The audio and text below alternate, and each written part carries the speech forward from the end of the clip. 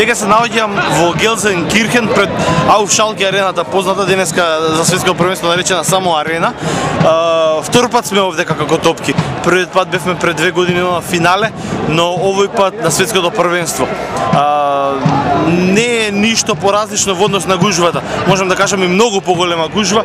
На некои 4 часа пред надпреварот, малтене се е исполнето. И околу стадионот, и во самиот стадион. Се пее и се игра.